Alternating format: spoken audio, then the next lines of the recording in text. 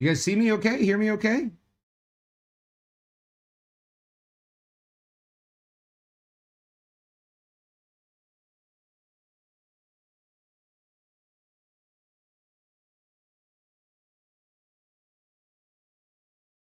Yep. All right. Good. Okay. So, can you see me on YouTube okay?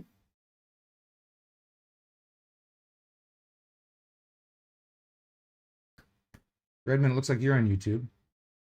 So, I guess I can't watch that clip, or we can't watch that clip. That's too bad. It was a good one. So we'll just move on instead.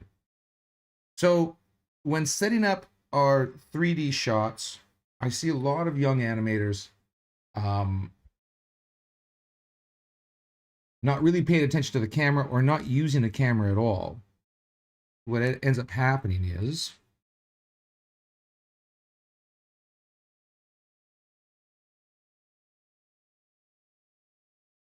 there we are. Well, actually, let's go perspective. What ends up happening is we're animating our shot, and we just kind of go in here and we animate things happening, and then we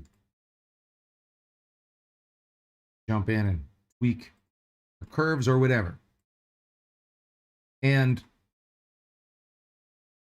without giving any thought to the cameras, good, thanks, Redmond.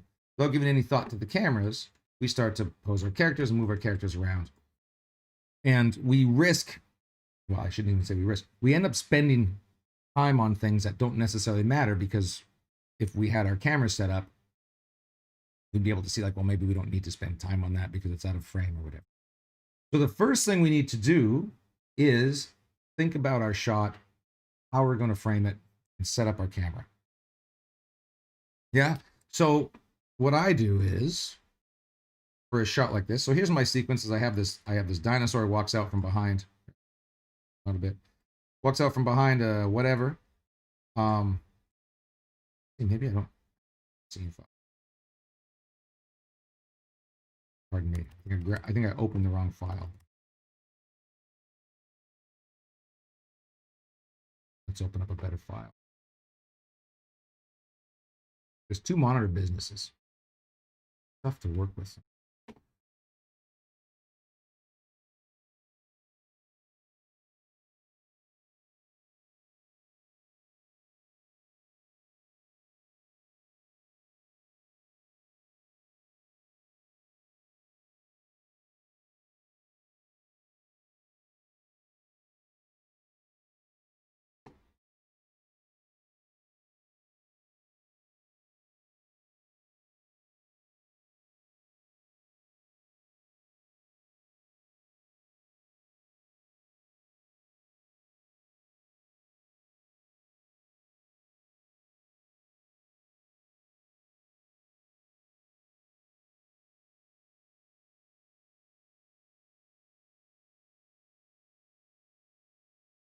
Quite an ordeal. Open up a scene file these days.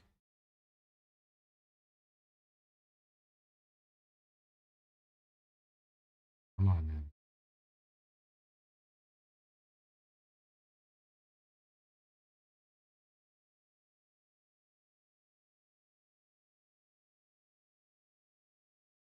This little blue bar at the bottom. That's the one.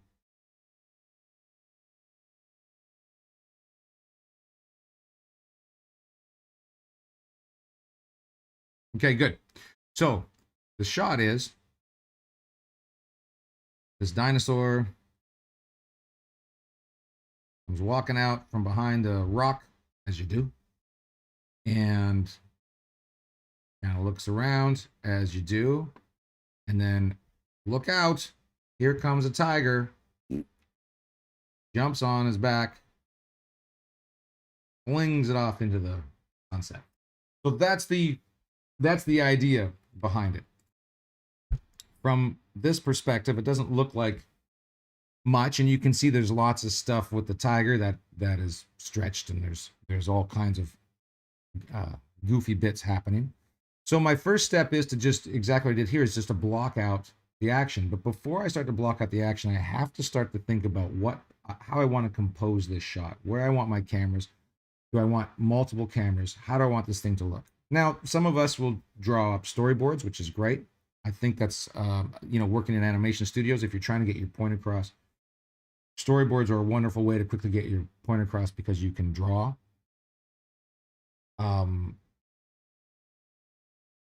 You can draw out your ideas very quickly. If you can say like, look, this is my idea, and you can show your director or your supervisor or whatever. If you can just draw a box and draw a quick little perspective grids, and then draw your characters where you want them, you can start to have this conversation. They don't have to look good. They just have to get your idea across. And the faster you can get your ideas across, and the faster you can get ideas on, which is wonderful.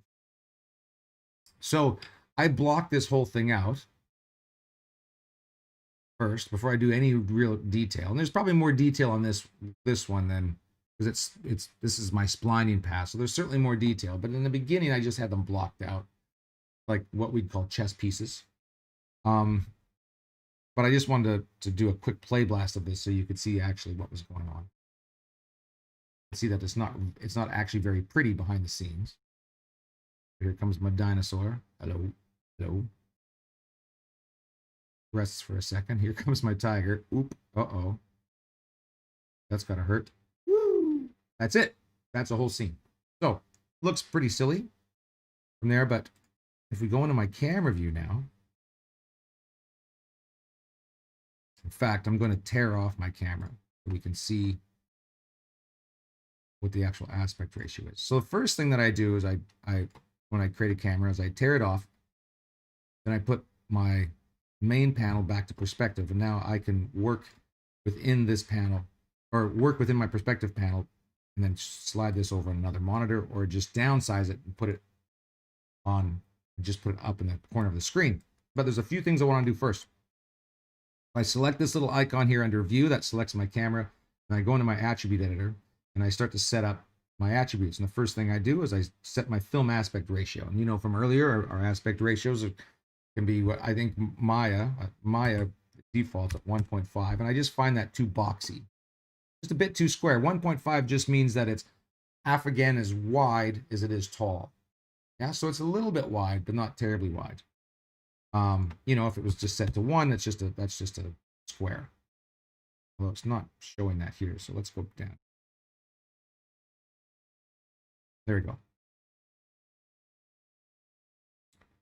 So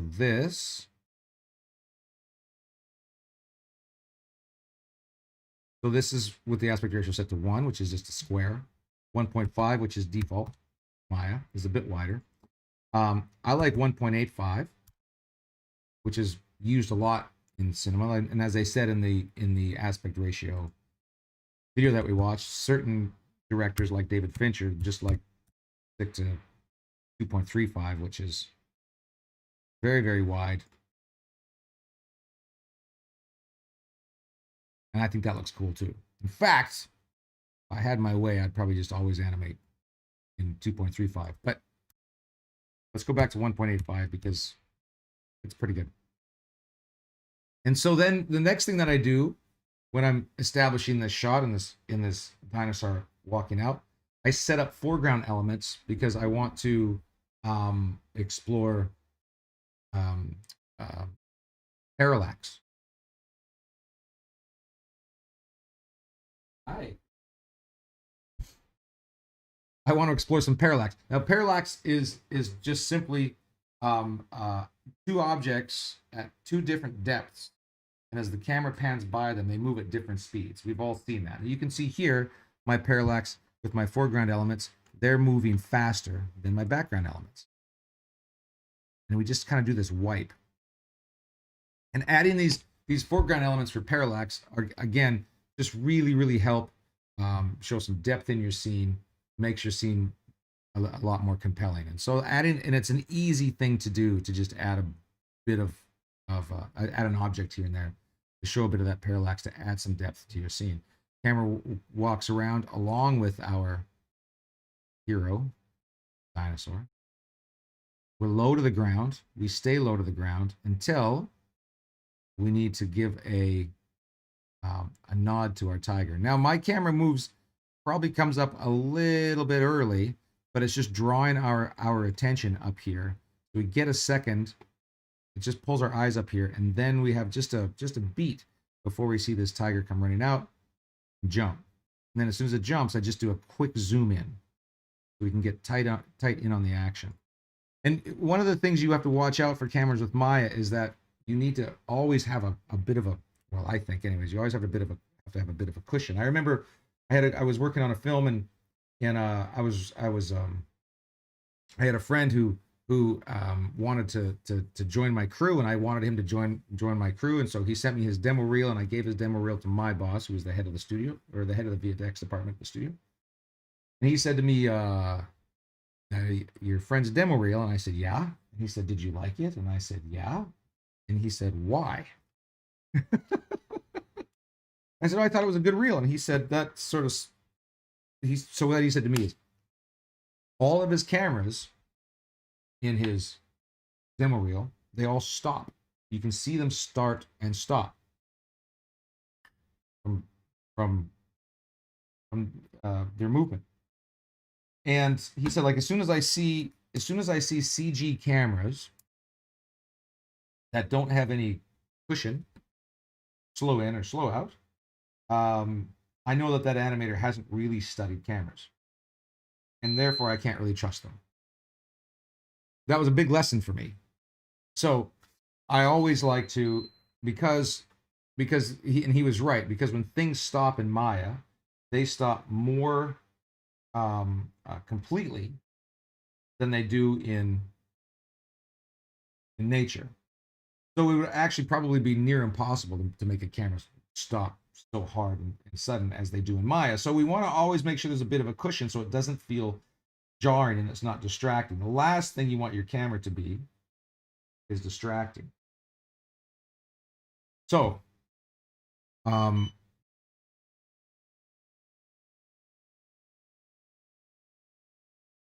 so we want to add these little cushions here, like so. So we're coming across. Let's just check out our camera.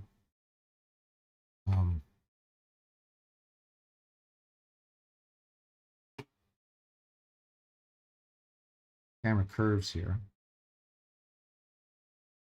Well, that's right. I built a camera rig for that. We won't get into that for some other time. Mostly because I'd have to figure out how I did it again.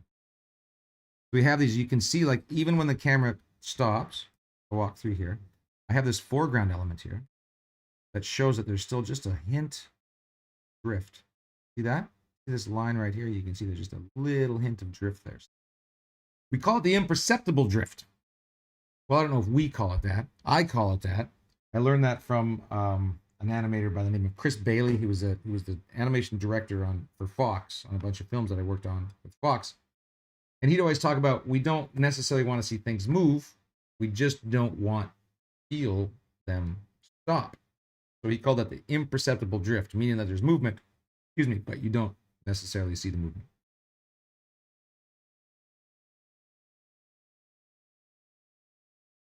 All right. And then it's the same thing with the zoom in. And I think as far as this goes, I don't think I pushed the camera in. I think I pushed the lens in. My focal length, yeah. Focal length is changing. The zoom in. And I could have pushed the camera in as well, but I just thought the zoom in was just a little more. Let me think of why I did the zoom. Not push the camera in.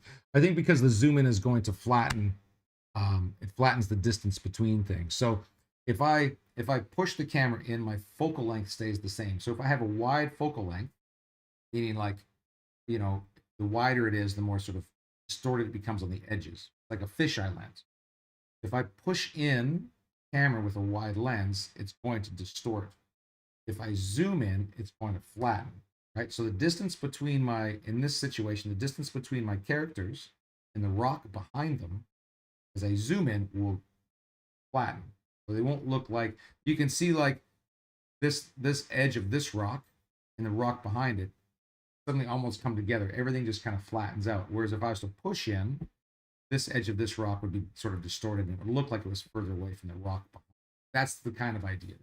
And so you just try it. You try you try both ways and you just see which one works better. You could do both. You could do a push in and a, what do they call that? A word for it. You know, Jaws. Spielberg did it in Jaws. Super famous. Who is messing with the likes? What are the likes?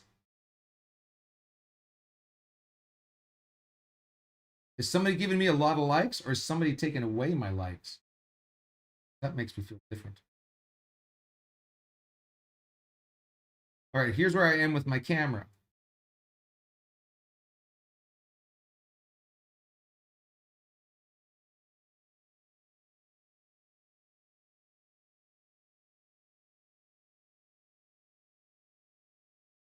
So you can see it's fairly basic. There's not much to it.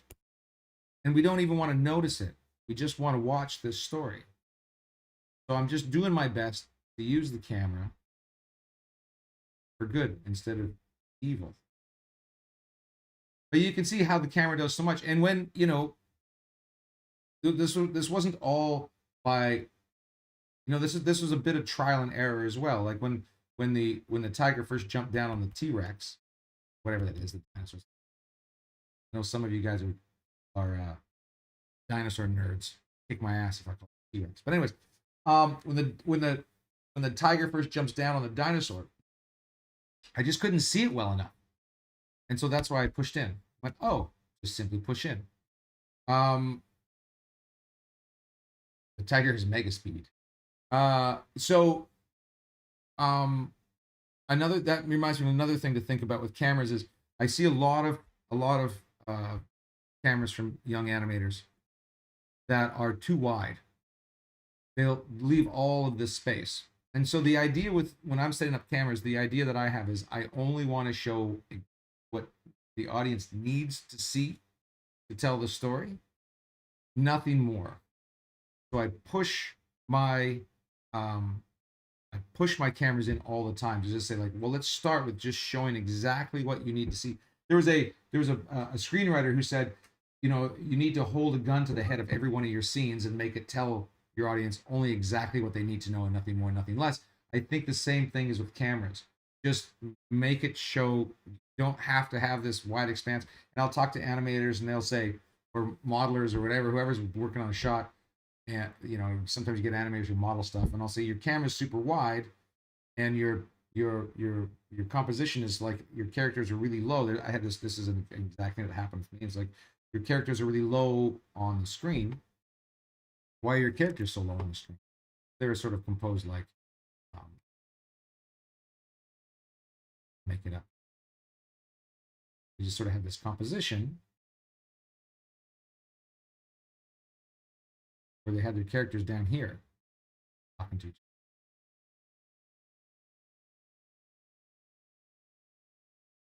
other. That. And above here is just all kinds of like it was in a laboratory, so kinds of gap and stuff. What it was, this was stuff.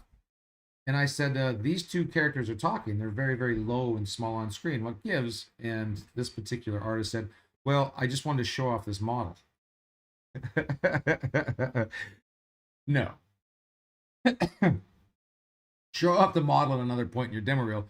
Don't compromise your story to show something off that you're proud of that you built. It doesn't have anything to do with the story, background stuff.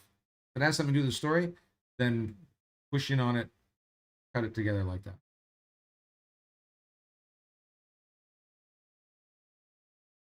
All right. So that's why I pushed in, because once that tiger's on the back, we need to jump in really, really close. Because we want to see that action. We want to lean in into that action. Just based. I am a teacher. Isn't that funny?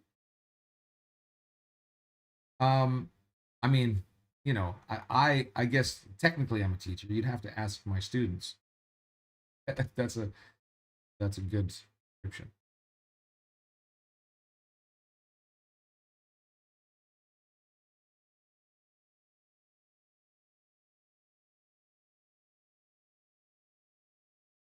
All right.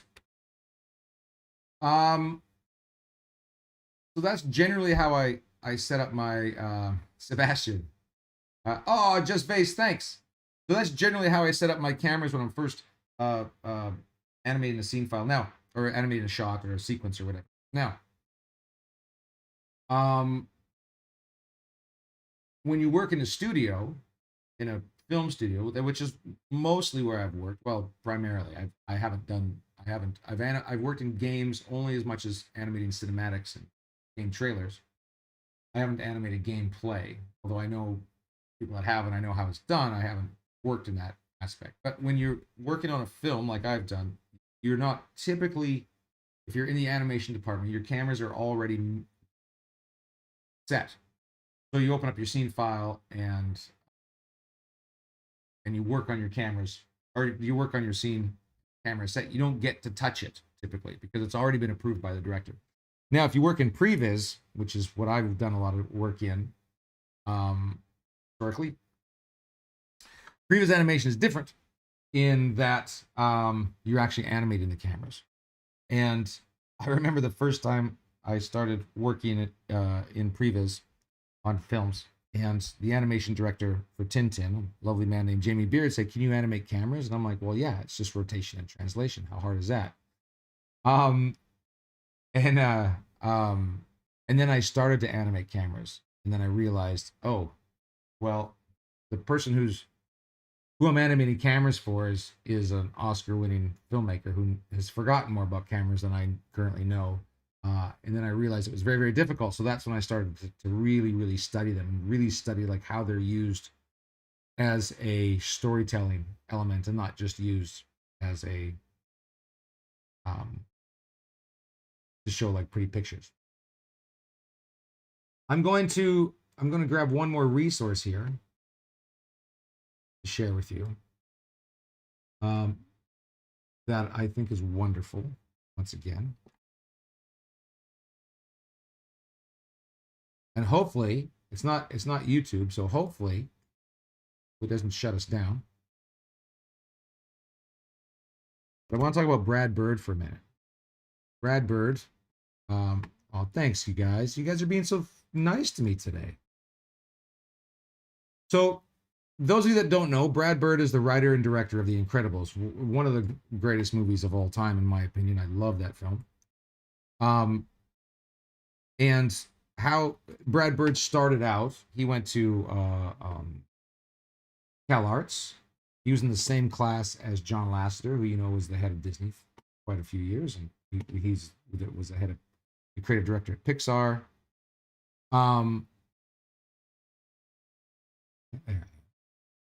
Losing my mouse.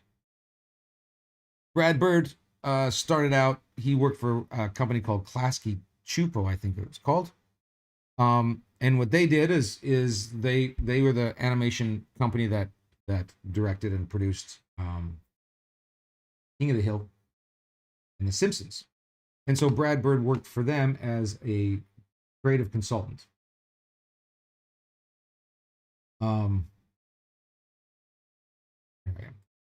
And so he would go through their storyboard. So how this studio worked is that they would storyboard everything out, the films out, or the series, the episodes, sorry, and they would take those storyboards and they would ship them overseas to a studio, I think in Korea, if I'm not mistaken, and then they just would animate it out using those storyboards. So the storyboards were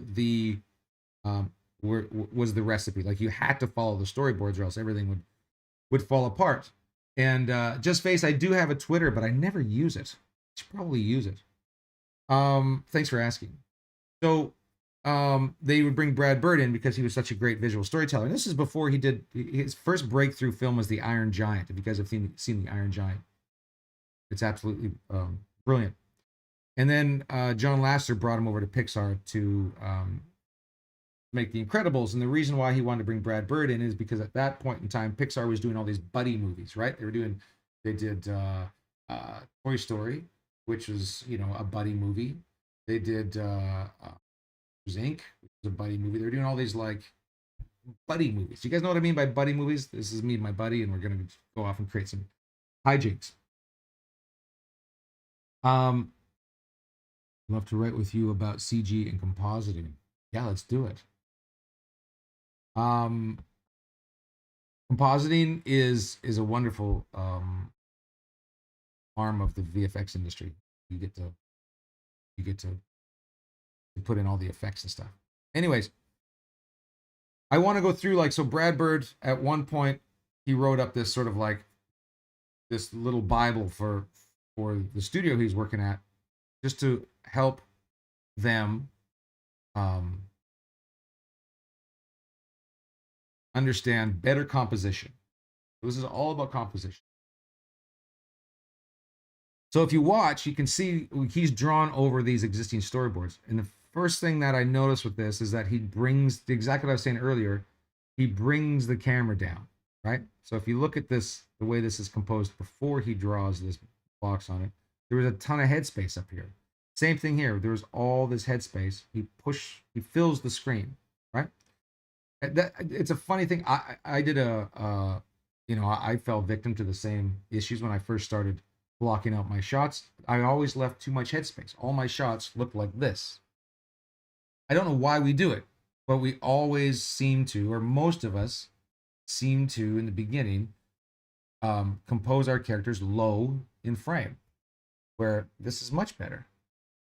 This is much better because you can't see my messy surroundings. Carrying on, you can also see how he uses perspective. So you can see that this frame up here is very, very flat. I hope you guys can see this okay. Where down here, he redraws it, and you can see he draws a perspective grid that just makes the whole thing more dynamic. Right here, it's all sort of flat.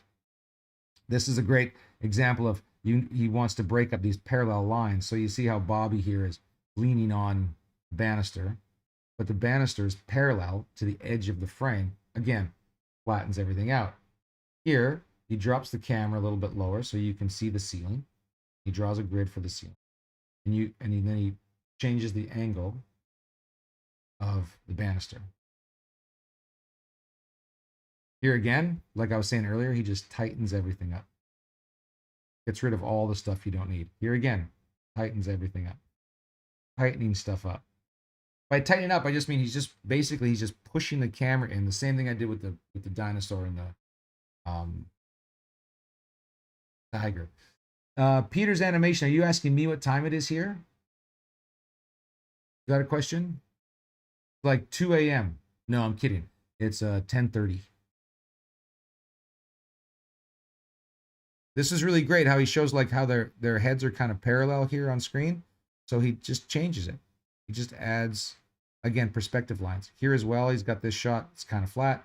So he adds a lower angle so you can see the ceiling. Waleed, 10:30, eh? Yeah, right.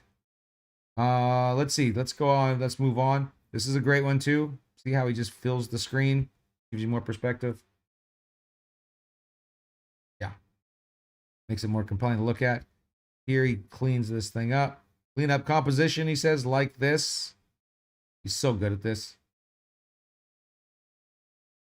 Notice too that in these storyboards, you notice that the legs are being cut off.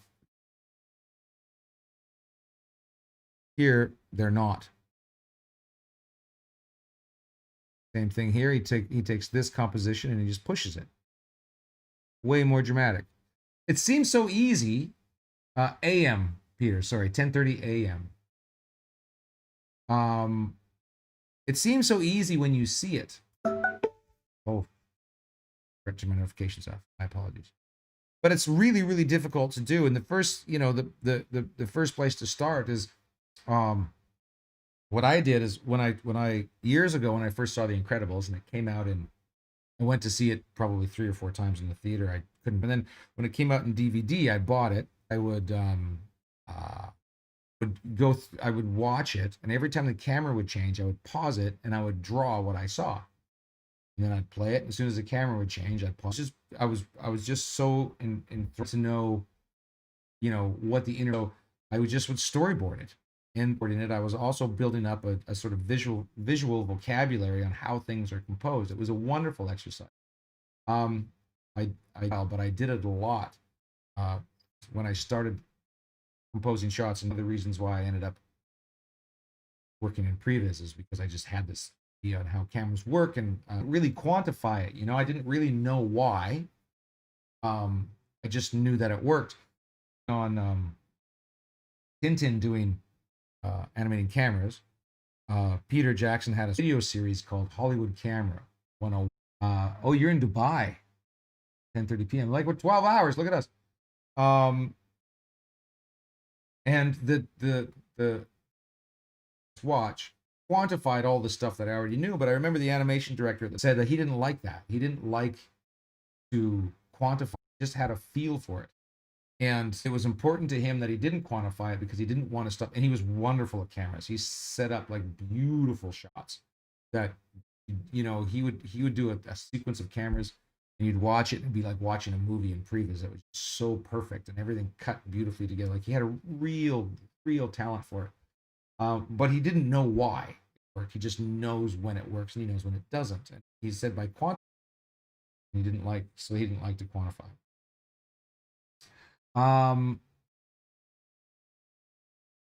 Are these from a specific film or just examples on how to make better compositions? This great question. This is from a specific King of the Hill episode, I think, and he's just going through it and just showing ways to make the things look better. You know, here they're even level. Here they just breaks it up a bit. This is wonderful. Going from these two running to this sort of upshot, lower angle, less clutter, all that stuff. This one too is really great. He says angle the bushes, and then he shows here how he angles things. Dead space, no dead space.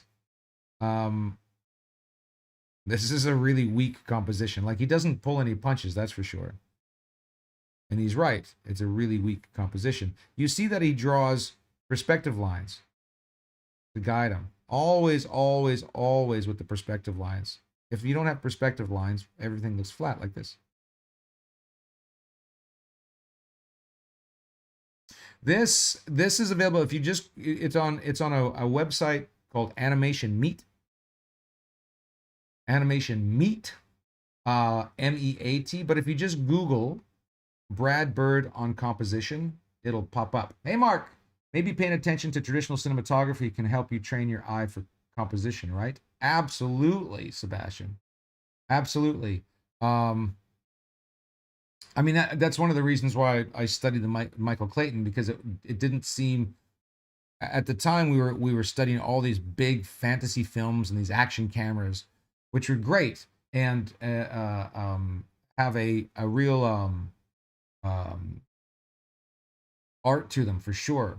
But I also wanted to know for more for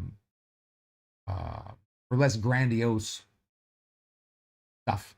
I wanted to know what, you know, how storytellers are using cameras to draw me in when it's not super high action, but it's just a talking back and forth. Just Vase, what is a storyboard used for? Oh, that's a great idea, or a great question, sorry. A storyboard is just a way to communicate your ideas, right? So you can say to somebody, hey, I want to do a shot. We did this a lot of the studios that I worked at. You'd say, I want to have an idea for a shot in this film, and I'd say, somebody would say to me, well, show me, and then I would just sketch it out really and say, this is my idea. Sometimes you can just go in, if drawing is not your bag, you can quickly just go into Maya and just quickly block things out and say, this is my idea. I have one here. Bear with me.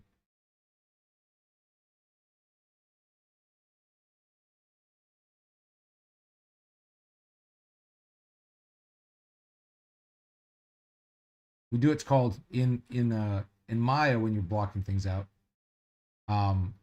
We do what's called chess pieces, which is you're not really animating the character, you're just moving them around. And when you're working on a film in an animation studio and you get your shot and you're an animator, the camera will be there. You'll open up your scene file, and the characters that you're meant to animate will also be in that scene file.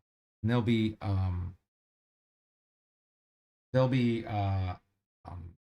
moving, but just as chess pieces moving around the scene.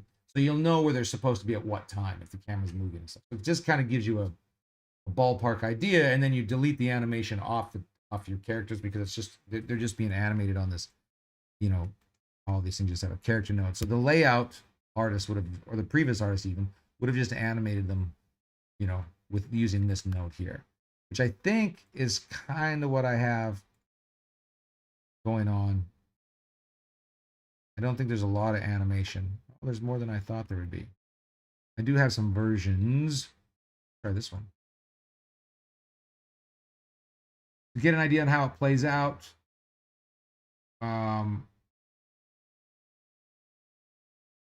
Rough draft, the real deal at all angles.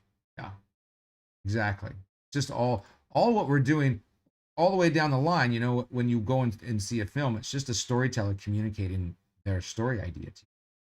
And some filmmakers don't do it well, and some filmmakers do it exceptionally well. And some filmmakers who do it exceptionally well don't always do it exceptionally well. But the whole idea is that they're communicating the story to you in a visual medium. Who makes the storyboard? Well, there's usually it depends on the production. Look at that pose, huh? Don't you love it? It depends on the production. So in a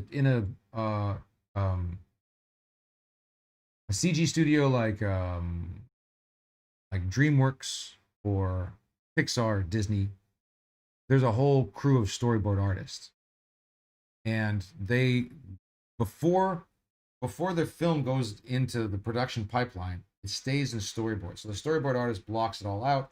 They pitch it, have a pitch session where they have all their storyboards blocked out.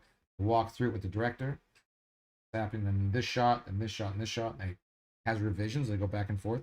Then they take those storyboards and they digitize them. Oh, they're probably already digitized. And then an editor cuts it together. So there's still storyboards, but now they're in the edit. And before the film ever goes down the pipeline, they watch the entire 90-minute film in what's called a animatic or a Leica reel. It's just storyboards timed out, set to the audio. So you have people who visualize the story from the director. Exactly. And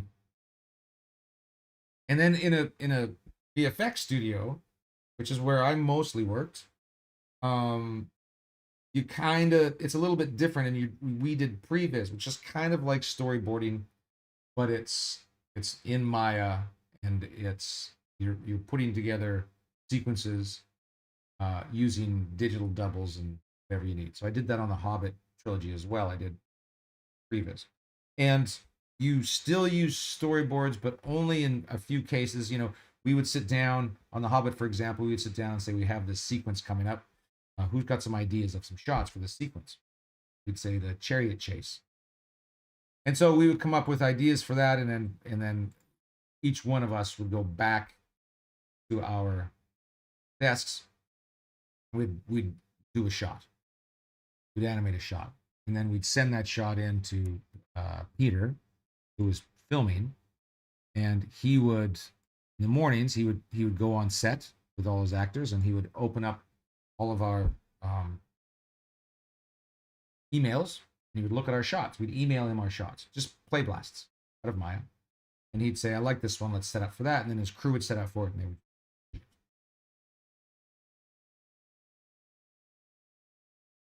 Let's see what we have here. This might be, yeah, here we go. So you can see this one is like just very, very blocky. Not a lot of action. So I'm just trying to get my point across as quickly and succinctly as possible. Do I know Nuke? I know a little bit of Nuke. I used Nuke a couple of times in my career, but I use it just to add effects into my previs, actually. I'd play blast a shot, and then I would bring it over into Nuke, and I'd add, under rain or whatever effects I could add to it before I'd kick it forward. But I would say no, I don't know Nuke, other than just that specific task. Like the evolutionary chain of the human race, a storyboard is where it all begins. Yep, exactly it.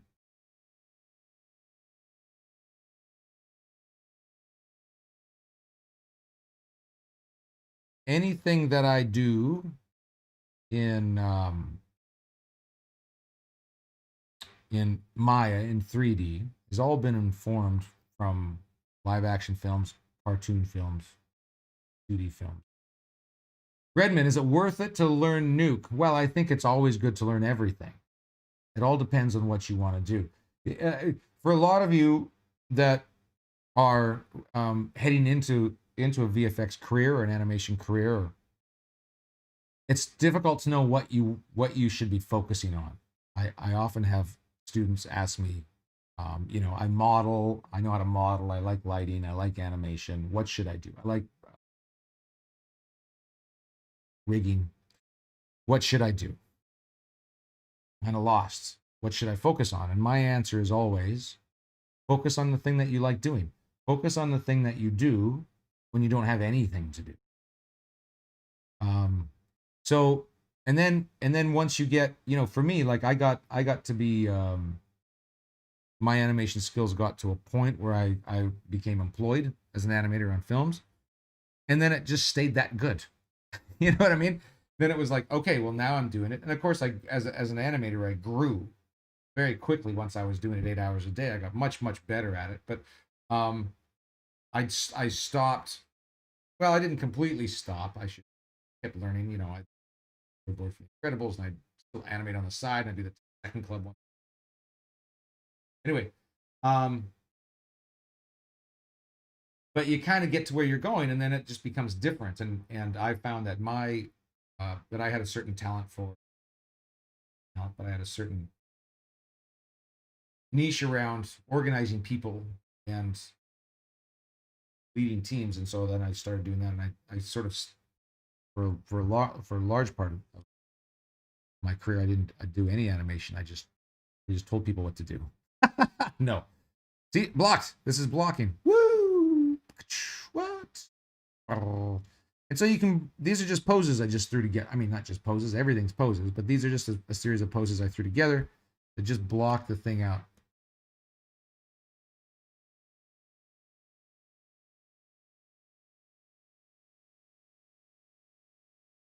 And at this point, that's, I don't know how long that took me, a couple of hours. There's no refinement. It's all in stepped curves.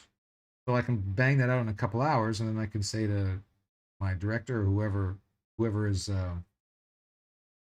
the misfortune to sign my paycheck, and they can say, no, I don't like it. Do something different. But we can have a conversation without me spending like 3 days on it and wasting all that time. So we try to just do it as quickly as possible, just blocking it out. Which is kind of like storyboarding in Maya. But if you can draw and you can storyboard, you can do it much faster. And I can get my point across here within 10 minutes by scratching out some storyboards. Again, they don't have to be beautiful. You saw the Brad Bird storyboards. They're pretty scratchy, but you get the idea behind it. Personally, I find the Blender graph editor in rigs pretty confusing compared to Maya's. Yeah. So Blender, I don't know anything about Blender. I know that a lot of people love it. I know that it's free, which makes it very lovable. Yeah. So I can't really speak to that. How do you think the best way to start a VFX career as a compositor? Well, I would say, there's all sorts of tools and training seminars you start with. I would say it starts just based with what you've already begun doing, is downloading the software and looking at some tutorials. I know at CG Spectrum we have a compositing track where we teach compositing, and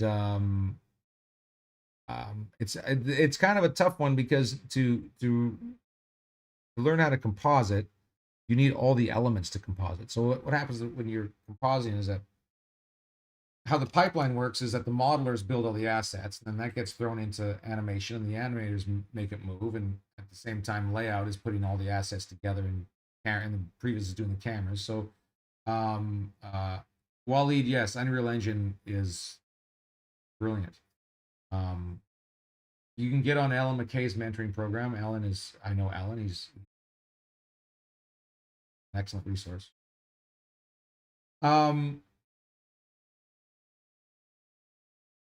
So yeah, so you bring in, so the animators animate it, and once the animation is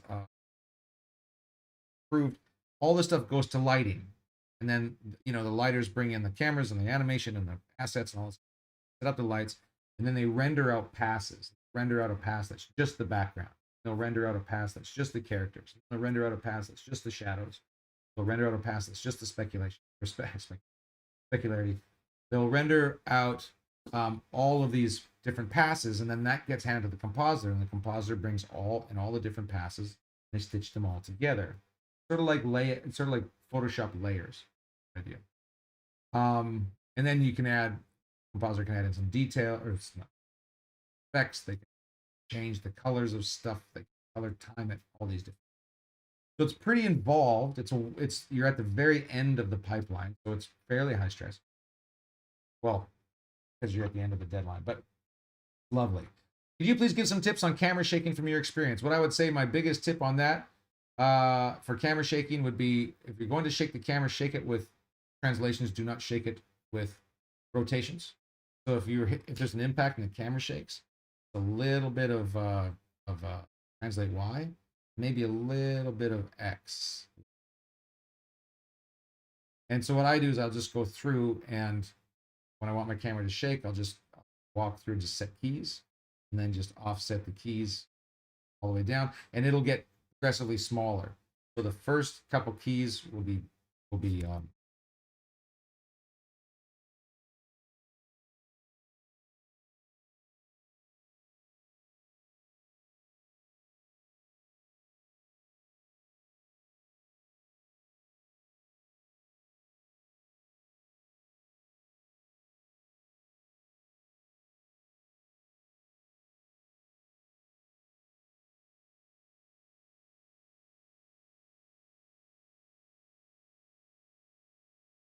so so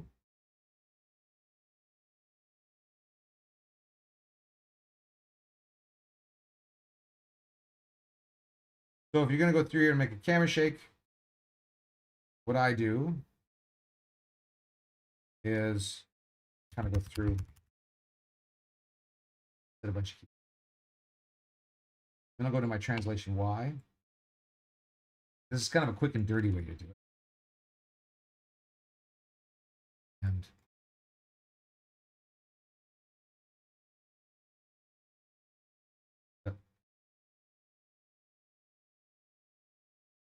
And then it gets progressively, something like that. Then you have to see, like, does it actually give you any shake? And of course, this is going to look weird because there's no reason for it to. There it is. A little bit of shake.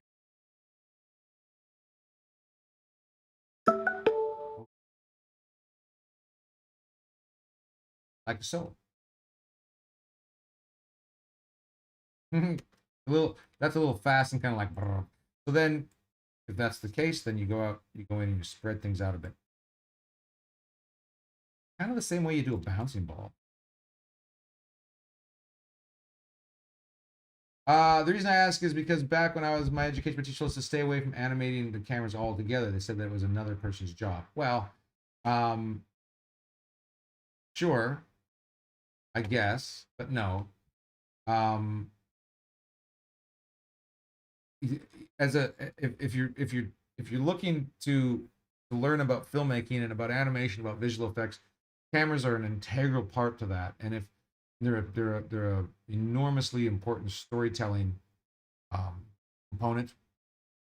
And if you know your way around cameras and you understand composition, you understand editing and all that kind of, it's just going to make you stronger. What you're doing is an animator, and I'm speaking as an animator because that's what I do, is I'm just trying to get my story across in a compelling way. And if I leave cameras out of that equation, then I'm just going to be hamstrung. There's no way I'm going to be able to get my point across as succinctly, as elegantly, as need to. So I need to understand cameras and compositions. I said it. So they go part of the.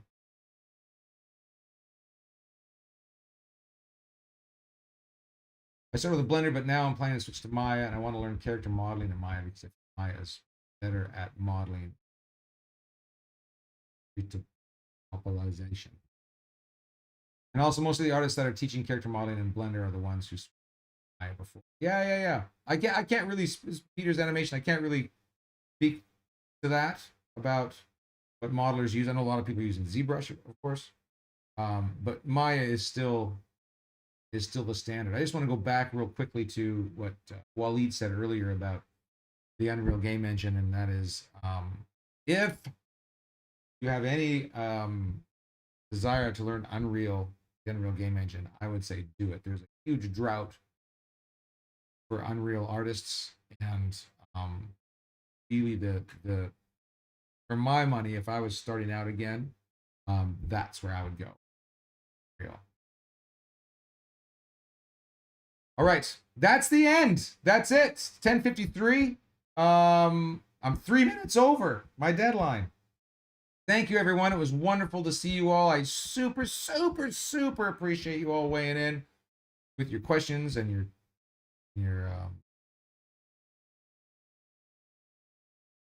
Is it possible to work at a VFX company when you're German? Yeah, totally. I'm just assuming I'm not German.